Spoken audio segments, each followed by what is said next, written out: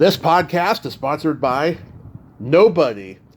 Hey dudes, welcome to Splat from the Past, the only 80s themed horror and sci-fi show where things can get totally radical. Now today I will be welcoming back Jane Marla Robbins.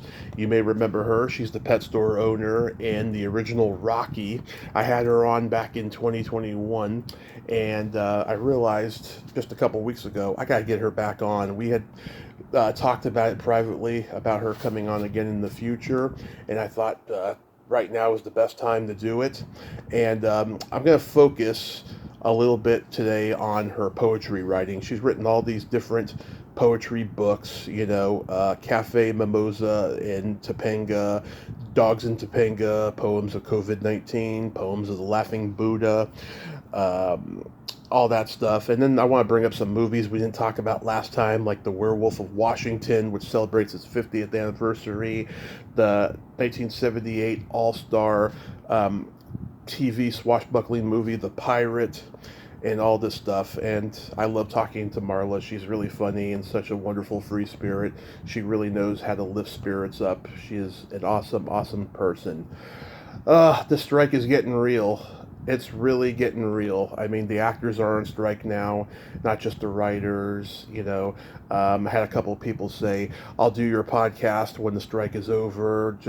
It's getting insane. All I can say is, come on, guys, do the right thing. Pay these actors and these writers so we can all get along again. So yeah, here is my new interview with Jane Marla Robbins.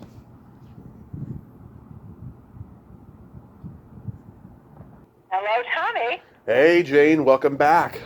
Thank you. How have you been, as they say? I've been okay. I just moved to Modesto, California, and I just turned 40 in the same week, and it's been pretty crazy, but, still doing this and loving what I'm doing.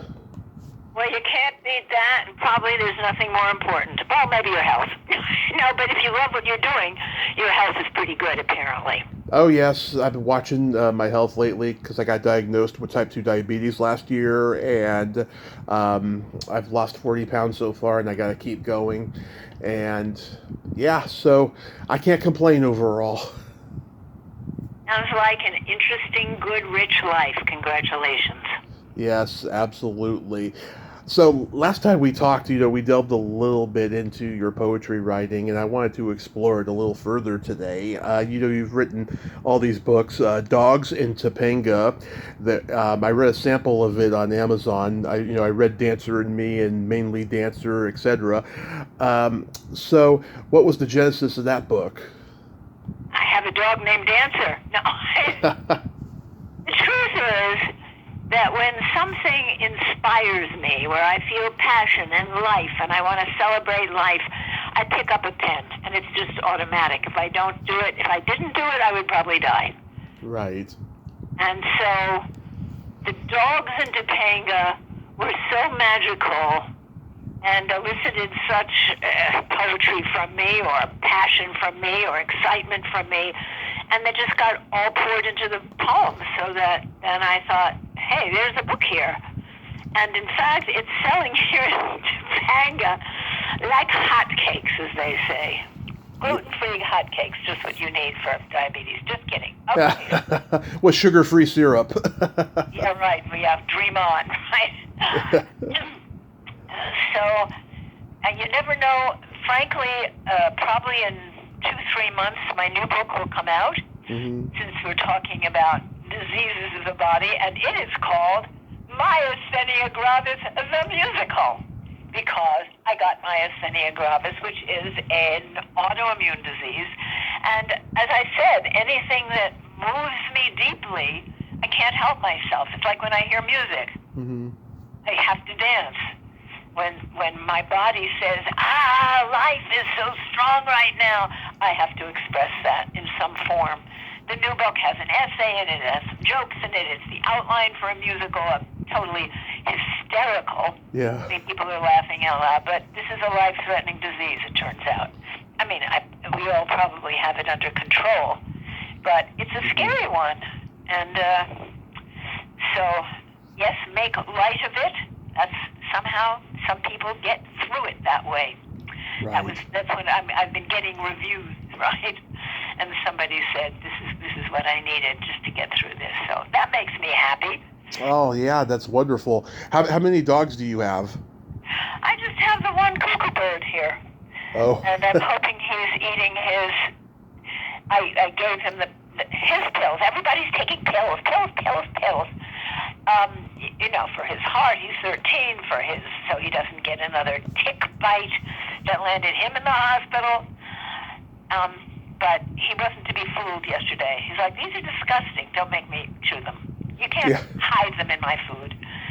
But the dog makes me laugh, and the dog makes me laugh. And I think that's a secret to much of health around the world. We can just laugh at where we are instead of moving right into despair. It seems to, and it turns out, I don't know if you knew this, but laughter, when we laugh, we actually produce a chemical that strengthens our immune system. I didn't know that, no. It's got a very, very long name, or I would tell you what it is. So I don't remember the name. I know it's in my book, Acting Techniques for Everyday Life. And I don't even remember the context. I guess I was just, people were laughing, or I talked about it, or it struck me. Another, it turns out, serotonin, the neurotransmitter, which I was sorry to hear you get from human contact, because everyone has scared me into, when you have an autoimmune disease, they try to, all that Western medicine can figure out is suppress the immune system, and then of course it's not safe to go out, right? Right. Because if you don't have an immune system, you could get sick. Anyway, it turns out that human contact helps your body produce serotonin, and that neurotransmitter literally dances with your immune system and also makes it stronger. Oh, interesting. Yeah, do you remember in the early 80s, Jimmy Stewart read a poem about his dog that passed in a very tragic way on The Tonight Show? No, I don't. Oh, yeah, it's one of those classic moments in the history of television. I think it's on YouTube. He made the audience so quiet and sad. I don't think to this day a moment like that has ever been presented on network television. It was a groundbreaking moment. On The Tonight Show, I will look it up. Yeah, it's like 1981 or something. Yeah. What's your poetry writing process? Do you just sit down and come up with creativity? Yeah, that's one way of putting it. I just finishing with Jimmy Stewart. I don't know if you knew, but a lot of my books, particularly, for example, the dog books I read, and I bet I read one. I gave a memorial for the dog that preceded my present dog. And it was videotaped. It's on YouTube. So people who are listening to this can actually not only hear me reading my poems, but they can see me hopefully making a good fool of myself. I was on YouTube and I watched you recite your poem about your boobies. Yes, that was in the poems of COVID-19. That was a friend of mine had COVID, and I had written a poem that was cheering a lot of people up. And she said, "Oh, thank you so much." And she said, "Well, Jane, why don't you hurry up, write a book about this COVID thing, but you better hurry because it'll be gone in 2 months." Right? 2 years later. Yeah. Do you have a lot of body poems that you've either published or you keep to yourself? In the new book, there's one on orgasms. Ooh. They're not in there a lot, but they appear. Because this is myasthenia gravis means weak muscles. So you have amazing orgasms. Am I allowed to say this on public television? Oh, fuck yes. So, it's a small perk, trust me. Mm-hmm. They give you intravenous immunoglobulin for 8 hours every 2 weeks. They don't know what to do. They don't know what to do. When I went into the hospital, they said, give her everything. Maybe something will work. That was heartening. Anyway. Yeah. You can see, even as I speak, I feel my frustration, and I think that's what gave birth to the first part of the book, because it was so insane. It was beyond a musical comedy with the doctors tap dancing and with rhinestone stethoscopes. It was that they really didn't know what they were doing. Mm-hmm. But I'm not in the hospital anymore, so something probably worked. Do we know what? Nope. So you were in the hospital recently? Well, when I got the disease, yeah. Yeah, because I'll tell you, I didn't see you on social media for a long time, and then just a few weeks ago, I was like, I gotta reach out to Jane because I don't know, what's going on. I haven't seen her post anything in a while. I hope she's okay. And when you replied me, I can't tell you what a sigh of relief. I was like, oh God, I thought she passed or something. She passed the butter, which we shouldn't be eating either. Butter. So I just had dinner with a friend who has diabetes. Mm-hmm. So I know about your diet, but I must say he did not control himself. He went for the desserts, he went for the bread, and I went for the butter. I tend to stay dairy-free because I know at least cows. It's all, I remember reading this about a woman in Paris. She was like 107 when she died. What was her? She smoked, she drank. I think the trick is just to enjoy your life. Yeah, I mean, God, in the last year I've had some problems with the butter and the bread and all of that stuff, and I don't know. I mean, I was doing so good for a while, It's just life gets depressing after a while, especially when you start losing family members. It becomes depressing. Gee, that's a big topic. I'm thinking where to go. Do I go there? Or I'm so happy to be talking to you. I tend to be full of rebirth stuff since I've been talking to a lot of dead friends of mine now, whether we believe their spirits are actually talking to me. They're coming to you. I knew them so well and loved them so much that I could probably imagine the loving thing they would say to me. These things too get you through the day. Absolutely. I mean, love does that. Well, let's see. Cafe Mimosa in Topanga. I read that sample as well. And so you write a lot of your poems at a cafe and you drink mimosas? The truth is, there's no alcohol at Cafe Mimosa. A friend of mine was writing a song about it, and that inspired me. It's usually people that inspire the work, but the truth is that particular cafe in Topanga is so odd and so lovely. And so I did write since I promised this guy that he could put his song in the back of the book in a little jacket, and I thought, what a nice offering. Mm-hmm. Maybe a song about the cafe and some poems about the cafe. I don't know why we never got the CD in there, but the poems, I love that book because it does capture the oddness. I mean, we have a lot of people who come to Topanga are a little crazy. Yeah. Usually a little brilliant, but definitely originals, which I think you have to be to live in a place where you know if there were a fire coming, as there usually is when it's very, very hot and the Santa Ana winds are blowing, out of the 4,000 people who live here, only 2,000 will get out. It's just like Laurel Canyon, that's where all the freaks and the artists go to party, especially in the late 60s, early 70s. I mean, that place was wild. That's right, and here too. But a lot of really, every musician worth his salt came through here. It's pretty magical. You gotta come down. Where's Modesto? It sounds like an adjective. No, just kidding. It's near the Bay Area. It's in the East Bay. And you moved there from where? From Redding. Redding, California. A horrible place, I'll tell you. In Pennsylvania? No, California. Yeah. Well, congratulations. I mean, oh my God, I'm just walking around my living room and the dog finished the whole bowl. He said, you know what, I'm starving here, I'll eat the goddamn pills. And he did. Yeah. These small victories. I think you have to celebrate anything you can. It's something as seemingly simple and minor as that. But he had gotten a tick bite that they first thought was cancer, it was a drama. He got a Texas tick in California. So you're always from California, is that correct? Always born and raised in the Bay Area, and yeah, I mean, you know, I've lived in Arizona very briefly before, but it's too friggin' hot down there, and I had to get out after only 3 months. Well, I'm glad you're still with us too.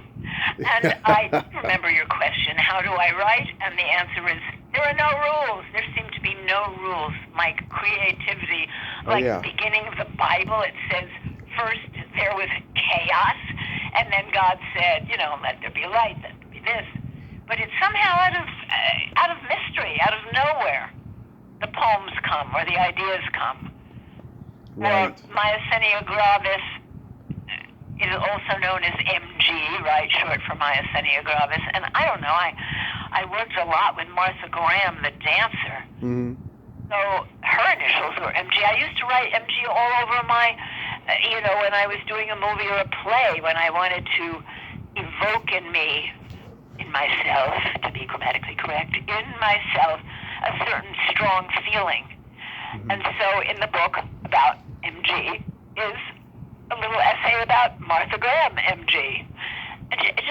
And I said, that sounds so silly. And I mentioned it to a friend, and she said, Jane, it sounds like a really deep vein. And that's all I needed. Mm-hmm. And the essay was written. And there are no rules. I liked the part about John, Isaiah, and Tony. They speak in cadences you're not used to. Yes, from the Cafe Mimosa book. Yeah. They're still around, those guys. Actually, one of them is gone, and we mentioned the dead. God bless him. May he rest in peace. He was not in peace here.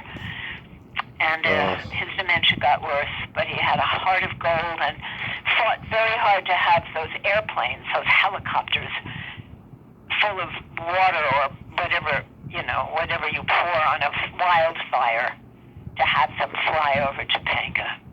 People do good from the weirdest corners, really. It does my heart good, Tommy.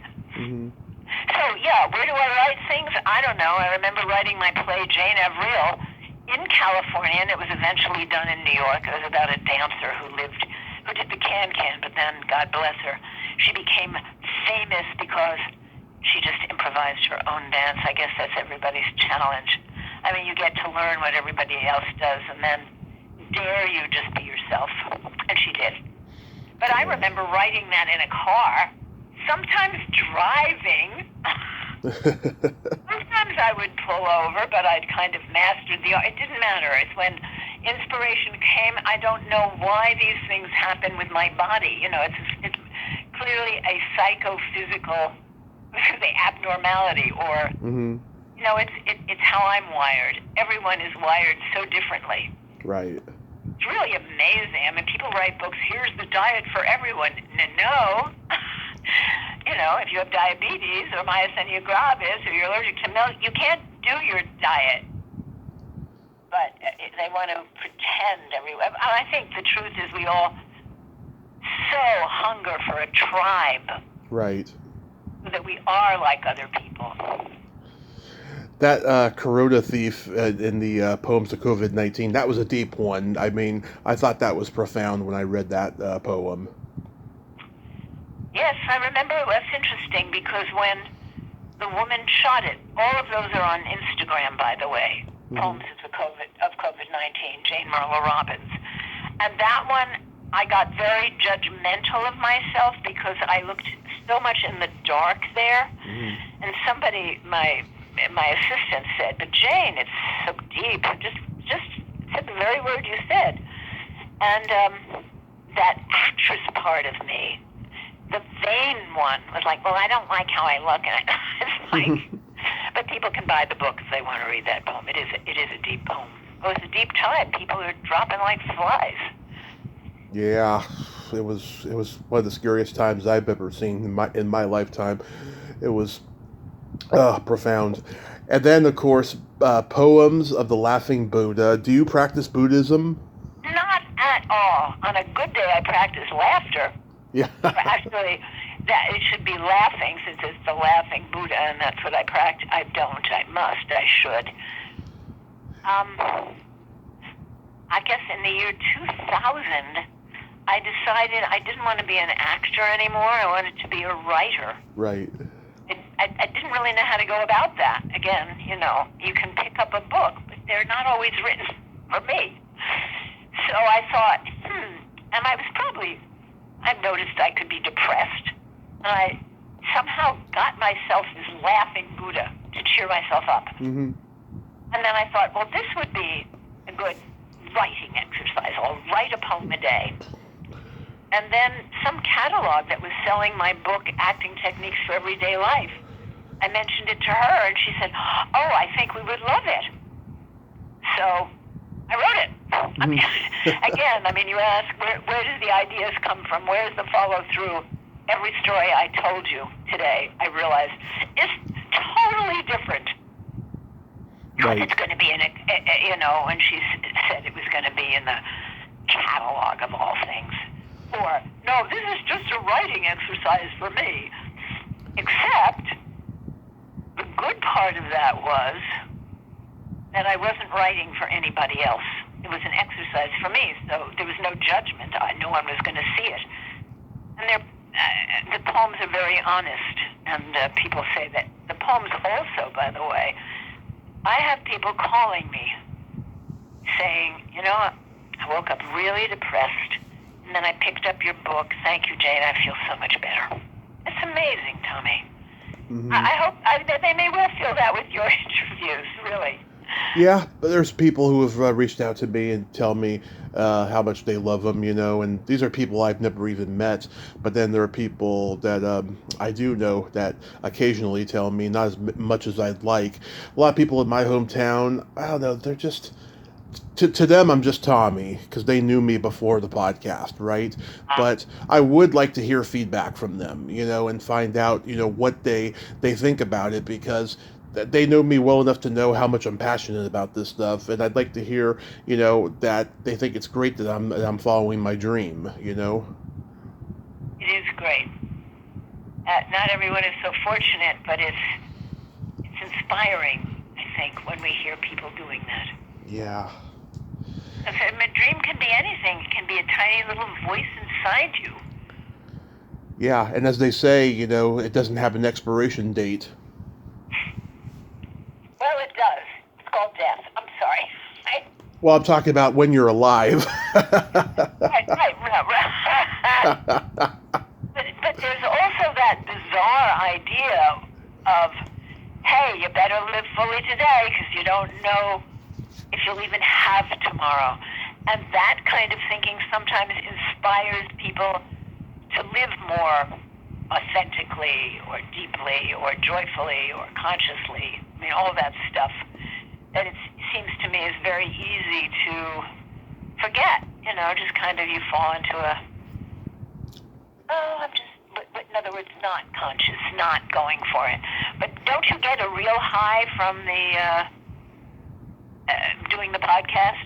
Oh, absolutely. The moment I hit record, I got that high, The only time I don't feel high is when I'm interviewing somebody who just is not into it and doesn't have anything to say, But when I talk to people who aren't short of anything to say, the high maintains until it's over. Well, I must say, when I was an actress, which it really doesn't disappear, I just did a shoot for the cover of the Myasthenia Gravis book. Uh-huh. And part of this disease, one of the challenges is you get sudden fatigue. And I thought, oh, God, performing that. Because in my head, I had a nurse friend of mine fake putting in an IV, and I'm dancing outrageously, of course, with my IV pole. Mm-hmm. The drip is going in, and I've got a top hat, which is bright pink, and I've got a patch over one eye, which is bright pink, and it's hilarious. And I not only did it, it was the same acting high, that performance high, that it's just doing an interview and knowing people are listening is not an ordinary activity. Yeah, I mean, I bet you never thought in your lifetime that the advent of technology was going to be so amazing for us to have conversations like this. And technology is amazing. Nature's amazing. I don't know if you or your listeners know Topanga Canyon outside of LA, but there are just so many trees and Hmm. mountains, green, and it's a balance to some of the technology because I get scared people are staring at their iPhones instead of having eye contact with other humans, bent over their computers instead of going and being with human beings for a class or whatever it is. And that tribal activity, Right. which is like nature.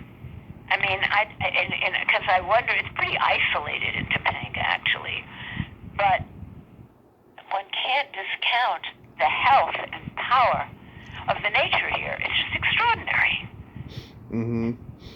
There's that picture of you hugging a Buddha statue that I posted the other day on Facebook. So do you contemplate his belly button? No, I contemplate what's the best photo for the back of the book so that it'll sell. Yeah. And it just seemed to me it was just a little original. You don't expect to see somebody literally poured over a statue of the laughing Buddha hugging it. And Yeah. and a friend of mine, it was basically a snapshot, but she said, no, my camera's good. And she did the shoot for me with the IV, dancing with the IV pill. And they came out really well. And again, I think the trick is to work with somebody you trust or you feel love and support, unconditional love. Oh. She's actually a nurse. She's amazing. Half the people who are famous who I ever heard of, she was there the last 3 years of their lives. And I should ask her. I don't want to, she told me. But it's probably private. Mm-hmm. Big movie stars. And somehow her essence, her generosity of spirit makes, the dead people tell other dying people or whatever it is. Here's the nurse for you. Mm-hmm. So it wasn't that I was sick. It was that I knew she would take a great photo, and she did. Yeah, it is a great photo. My grandmother, she had Buddha statues. She had a white one and she had a green one, I remember. In what positions? Do you remember? The standard position of just Buddha, standing, and she had them on like her dresser, So, like, they were 6 inches tall or something like that? Right. It was little ones. Because for some reason I am not a Buddhist, and I mean, the idea of Zen Buddhism appealed to me. Oh, she wasn't either. She liked the statues. She collected Buddhas. And my father did too. Mm-hmm. In fact, there's one right on this shelf in my kitchen, and actually, he's dead. But it looks like he's sleeping. His head is on a pillow, and his robe is red, and he looks so peaceful. But I think that's what they do there in the East. They are taught to consciously welcome death as if it weren't a stranger going to surprise you, but as part of life that would show up, and they're going to be ready for it. Now, he looks happy as a Buddha. Yeah. And you're right. I have another one of all things outside in between a rose bush and a sage bush, and someone figured out how to light it at night, so it's totally magic. And someone once explained to me the hand up and the hand down, but whatever it means, there is, as I'm sure your mother discovered, a certain peacefulness that one experiences watching this guy in all his many forms, as we too have all our personalities. I mean, if I look at the books, it's really interesting talking about my books because I don't really talk about myself. Mm-hmm. Of course, I write about myself, but that's very different. aspect of myself that I show, and hopefully more and more with each book, actually. But it's a very, like with the dog books, they're funny, they're moving, but it's about dogs. A lot of it's about me, but it's me just getting ready to do this, right? Mm-hmm. And we have the Laughing Buddha, and then we have COVID-19, and then we have Cafe Mimosa, where you just see me in different settings, doing different things, feeling different feelings, which everybody, of course, does, but I don't think we're aware of it that much. We just kind of think, oh, I'm just one person, I'm just a statue. Mm-hmm. So there's movies that we didn't get to talk about last time you were on. It says on IMDb your first movie was Coming Apart. That's right. It's in the Museum of Modern Art in New York City. Really? Yep. And it was... I don't know why. I got a big laugh as opposed to in Arachnophobia, where the line was meant to be funny. Mm-hmm. But there's Rip Torn, one of our greatest actors. He's dead too. I heard he was a complicated guy, but yes, he was a talented actor. Yeah, he was quite extraordinary, actually. His ability to transform himself and be crazy a lot of the time. Oh yeah. To make it seem totally authentic. Anyway, yeah, he was my husband in that. And otherwise, he had a camera going as I think he fucked all of his psychiatric patients. Yeah. As he came to the office. Yeah, well, so that was that. And I was pregnant when I came in to the office and said, "You don't have women up here, do you?" And everyone laughed. Yeah. And I did see it. And then, that was right after my first Broadway show, Morning, Noon, and Night. And then pretty soon after that, of course, there was that one-woman show that I did in New York forever and ever. And then I came out and I did Rocky 1. And then I did Rocky 2, and then I did Rocky 5. Yeah. I just had Sally Kirkland on a few months ago. Oh, how is she doing? You can't see everybody you love. It's a pity. Yeah, she's a hilarious force of nature, very honest. If she slept with somebody famous, she'll say it with a badge of honor. She's hilarious, but I guess she's doing all right. We had fun. It was a very interesting interview. And did you work with Vivica Lindvers in that? She was in that. Yeah. But I knew her socially. When my first one-woman show opened in New York, and it was unheard of. I got 3 columns in the New York Times, a rave review, and a photo for an unknown. They wouldn't even let me join Actors Equity. And I said, but I'm going to do this little one-woman show for one night in an off-Broadway theater when the play isn't there. And they're like, "Are you kidding me?"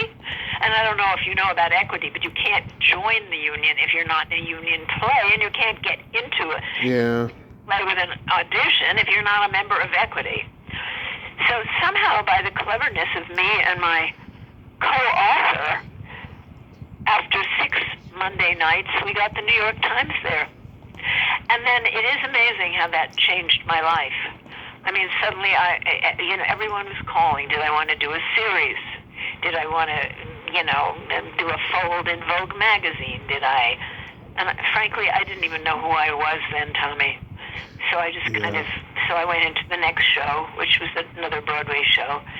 And that director on Coming Apart, Milton Moses Ginsburg, you worked with him again on The Werewolf of Washington. That's right. And he is not with us anymore either. A very loving, generous man who said to me, "You will be in every movie I make." He saw me in Broadway. Oh. It was 3 one-act plays, Morning, Noon, and Night, and I played a nymphomaniac, and they were plays by Israel Horowitz, Terrence McNally.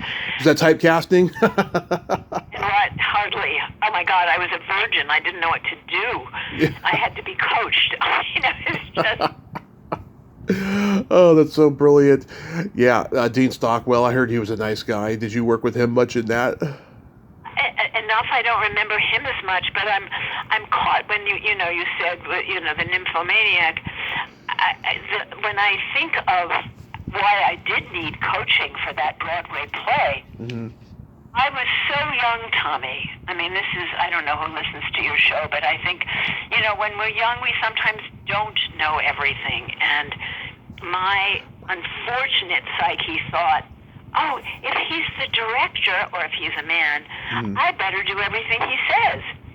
So the director wasn't very good. He was a brilliant producer, but directing was really not his thing. So I tried to do everything he told me, and I got worse and worse and worse.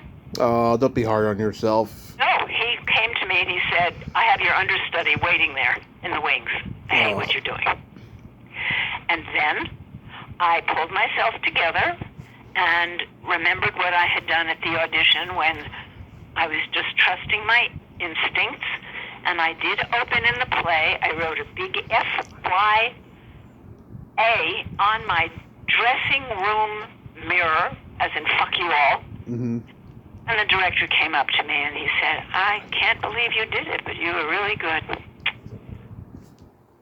But, I mean, that's been a long road not to listen to men, for me, because of my history. So, yeah, no, I was not an nymphomaniac. How was making The Pirate? I don't even remember. Oh, wait a minute. That was Harold Robbins and... It's a great cast. It's got Stuart Whitman, Ann Archer, Christopher Lee, Eli Wallach, Michael Pataki. And Ken Anakin directed it.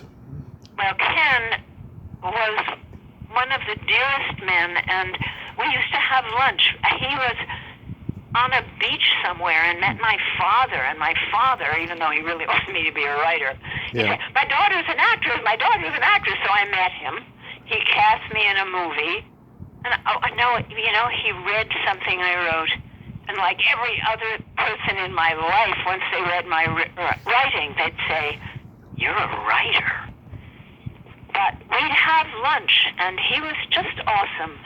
And his wife was very English also, and they were like my family here, because my father died before I came out to L.A., and all these people who he knew kind of adopted me. Mm-hmm. And again, it's pathetic, but I really thought, it's not because of me, it's because, I got this rave review in the New York Times, so I look good. They look good being with me. Yeah. But Ken Anakin loved me. I look back and I realized that. He didn't have to take me to lunch. It wasn't that we were with other people. He was just a good, gentle man who happened to have a great talent for directing. Mm-hmm. Yeah, I mean, he directed Swiss Family Robinson, The Longest Day, Those Magnificent Men, Their Flying Machines, lots of good movies. The New Adventures of Pippi Longstocking, a movie I love. I mean, he did a lot of good work. And also, too, Judith O'Dea, who played Barbara in Night of the Living Dead, was in The Pirate. And I regret not asking her about that when I interviewed her a couple of years ago. I'm going to see if she can come back on and talk about it. Yeah. You did not mention Olivia Hussey. Oh, Olivia Hussey was in it, too. Yeah. I reached out to her for an interview last year, but I never heard back. Well, then I'll tell you a story. Okay. I die in that miniseries. Right. In her lap. And she turned my face away from the camera. Yeah.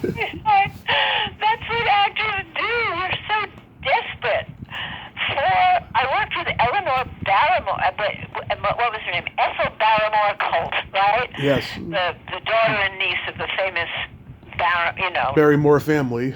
That's right. And it was a play we did. I think it was Noel Coward. But all I remembered is I had to go on stage and either she played the piano or I played the piano. Whoever it was, she moved a big bouquet of flowers so no one could see my face. I couldn't believe it. But people did it. Jessica Tandy directed me and her daughter in a scene from 12th Night, and I'm facing backstage for half the... this desire to be seen, which according to, I think it's Hillman, is as primal a human need as any other, right? To be seen. Right. And all these actors that I think it's a survival mode. There is something. I think there has to be an energy of I must act or I will die. I mean, when you say as a teenager, I want to be an actor, and you ask the actors, they all say, if there's nothing else you want to do, otherwise, if there is, do that instead. It was weird. Absolutely. Going back to, you mentioned before, arachnophobia, we just tragically lost Julian Sands. It was so awful. I mean, I didn't realize how loved he was by so many people. Like, is there anything about him you remember on that set? No, so he was a lovely man. Yeah. God rest his soul, as they say. He was so good at playing really smarmy, snooty, British air, asshole type of guys, but yeah, to find out that he really wasn't, that is just so lovely. Yeah, no, I don't even think I had a scene with him, but arachnophobia, I was on that set for 2 weeks up in St. Louis Obispo, something like that. And I remember Rocky V was going to shoot that week, and they changed my shooting dates on Rocky. Mm-hmm. I felt important. And I got the first Rocky job without an audition. I mean, that's, again, very unusual. I did audition for arachnophobia, but the director of Rocky had seen me do that one-woman play, and then he just... it was a nothing production, right? It was a little part. No one knew anything. Mm-hmm. No one knew who Sylvester Stallone was. He offered me the part. I took it. And I did him proud. Yeah, it's so awful how he passed. He passed the same way Charles Levin did. Charles Levin, back in 2019, went missing over in Oregon, and I can't remember how long he was missing for. I want to say a week, maybe it was a month, and his son found him in the woods. It was just awful, so awful. Wait, you said who else died like that? Oh, Charles Levin, he died the same way. He was a character actor. The same way as what? As Julian Sands. They both went missing, and then, they were found, in the woods. Well, a friend of mine apparently was camping up in Canada. She had a stroke and she wasn't found for 3 days. And she's stabilized now. I think they're trying to bring her back to the United States. And this is someone you thought would live to 150 and could wrestle anyone to the ground. How old was she, though? 60s, but she probably did 100 push-ups every morning. Yeah. It was in her, she had a little trail, but however, she was traveling on her own all over the country. I mean, she was a real maverick. Right. Wow. Now, according to a picture I saw on your IMDb page, you knew Doug Henning. No, I don't even remember. Obviously, it wasn't a close relationship. Mm-hmm. I can tell you about the director of Rocky, but I certainly don't remember Doug, except that friends of John Avildsen's and mine wrote the first Muppet movie. So. Really? You were in the first Muppet movie? No, they wrote it. Oh, okay. So you should be interviewing them. I see you were recently interviewed for an upcoming documentary about Archer King. Oh, my goodness. That lunatic. He couldn't stop screaming. It's funny, everybody expresses themselves again. I mean, this seems to... I'm embarrassed to tell you. I looked at my astrological forecast for today, and all I remember it saying was, you have many personalities. Yeah. So I know it kind of stuck in my head. For an interview, I have to be Jane Marla Robbins, but it kind of gives me license, to talk about many things. And I realized I was different people with all of the people that you are mentioning. Mm-hmm. With Archer, I was a good little girl. I remember writing a poem about him screaming. It was like, oh, it's just like a thunderstorm. Except I don't think I really enjoyed being yelled at. It wasn't in anger. He couldn't help himself. That's how he expressed himself. So. Yeah. There's some great people interviewed in it. Ron Howard, Martin Sheen, Julie Newmar. Lots of good people. So. I didn't even know all those people. And I think I left him because I don't know, I went with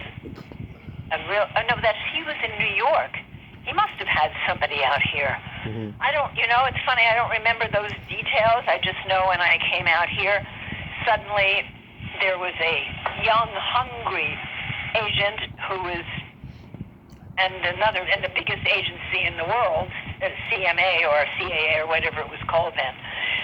And if I had stayed with the small agent, I'd probably have done a lot more work, because finally I was like, oh, the shiny thing, the big agency, oh, I'll be famous. My mother will love me. And of course they don't do anything for you. Jane Alexander was with the same agency. If they put us both up for a role, she'd have gotten twice as much money. Now, who are they going to push, do you think? Right? Right. Anyway, agents. Absolutely. I'm trying to remember. You mentioned something about possibly, or you were going to write a memoir or something. Well, everything is a memoir. Right. I look at my 6 books; they really describe my life and all the personalities we're talking about. In other words, the present one. It's funny because I said so much about agents or managers. Somehow, when I was diagnosed with this myasthenia gravis, the doctor said, well, it's manageable. And when I had all these awful symptoms and nobody knew what to do, I wrote a poem about an old manager, remembering that she didn't manage me much either. Was it going to be like that? Unmanageable. And that poem is a portrait of my relationship with her. So it's all memoir. For me, it's memoir, and I'm sure I'm not sure, but presumably people's souls can be found in whatever they write. Yeah. But for me, I think poetry allows that more. And I'm certainly not going to list, God bless you, Sally Kirkland, and I do love her. That woman, we were at some meeting, and I did not know her. Yeah. You had to introduce yourself. And she stands up and she says, that woman and I auditioned for the same Broadway show, and she got it. And she said that with so much love. It was a lesson, looking back. Mm-hmm. I mean, not everyone can do that. People hold grudges in the most extraordinary ways. So I don't know. I tend not to be linear in my conversation, but I think you're wonderful, Tommy. You're like, now we're talking about, and you keep bringing us back, so that's great. Oh, absolutely. And Sally, she's working on her memoir, she told me. Oh, good for her. Well, my myasthenia gravis, a friend of mine just did a mock cover for me, and I wasn't sure what the subtitle would be, and I think he liked or he had my medical, hysterical, poetical, comical memoir. 18-month memoir. And I guess you asked about a memoir. Of course it's a memoir. It documents, not in an unusual way, the first 18 months of having this disease. 65,000 people have this disease in our country, Tommy. Oh yeah, I mean, every disease, doesn't have a cure. It seems like we've been searching for a cure for everything for years. It just doesn't seem like the scientists and the government is making that much of an effort to do so. Well, it's much more important to get to a planet where there's nothing living, very far away.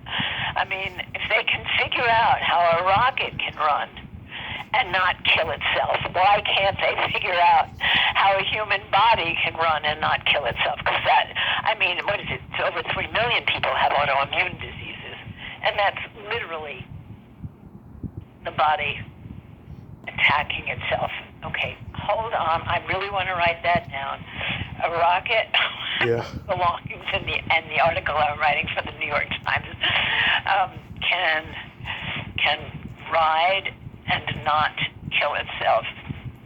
I mean, I'm sorry, but I think what I've discovered is there's almost an autoimmune underground now.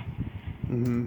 I mean, when I mention it, because the doctors, oh, you can't touch anybody. You have to wear. And I'm not that touchy-feely, but man, if I could shake someone's hand or hug somebody, make my day. So I have to say, I mean, I've been learning how to say, you know, without turning people off. No, I'm not contagious. I wish I could hug you, but. Yeah. And then what's been happening is people say, oh, my daughter has an autoimmune disease. Oh, my wife has. I mean, it's amazing. Mm-hmm. So, just what you didn't want to do, discuss illness on my show. Yeah. You perhaps have noticed that I have quite a bit of energy. I know. I love your energy. Right? That's why I like talking to you. I tell you, it amazes me. I'm still there, you know? Yeah. So tell me, like, how's your health these days? I mean, is it better? Is it worsened? Do you have to watch it? When I was in the hospital, I couldn't open my hand or lift my arm. I couldn't chew. It was pretty. And that's so dire. And those things I obviously had taken for granted. You eat an apple, you chew it. Obviously, I couldn't do that because the disease attacks the muscles ultimately. To lift your arms, to walk without wobbling. And no, I'm walking fine. I'm opening my hands. I'm lifting my arms. I'm in good shape. I'm chewing. I love food. You love food? Of course you love food. You just lost 40 pounds of food that you loved, right? Yeah. Oh, so it's going to be a couple more months until the next book comes out? I figure, yeah. Because I'm very fussy about the cover. It has to look perfect. Has to belong in a museum of modern art, along with Coming Apart. Yeah. I mean, I think the writing is done, and it's not a book that I'm editing a lot. I think I've edited some stuff to death. It's really interesting. But the rawness, the honesty, the initial passion in music is stronger in this book, I think, than in any of my other books. That's wonderful. And what? That's wonderful. Yeah. I should connect you with my friend Greg, who has a podcast. When like the book is going to come out, you know, you should go on his show and promote it and stuff. And of course, he's going to want to talk about Rocky and stuff too. And he's up in Canada, and you know, he does the podcast on Zoom. You know, that one you'd have to put on makeup for. Oh well, it's better than having to drive an hour. Yeah. There are some perks to this. Go ahead. Thank you. Yeah. No, that would be good. What I also like is that illness is such a. It's not spoken of in polite society, right? Right. So that for me to dare to even mention it on this podcast, but so many people, I realize, have such stories unresolved from when they were sick, for being sick, for not wanting to be sick, for fear of sickness, for someone else being sick and they don't know what to say. And I don't know, I feel kind of blessed that I could write about it in such a direct and original way so that people can swallow it, you know? There's a lot of humor in this book.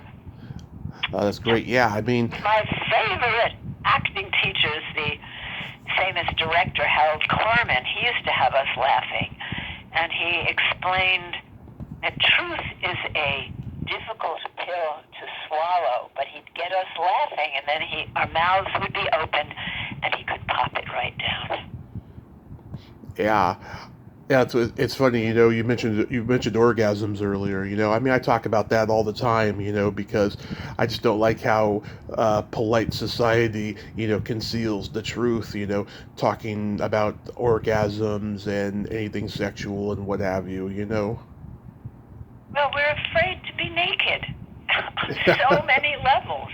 And I'm sure if I looked at, you know, the arc of my writing, more and more and more I allow myself to be more and more naked.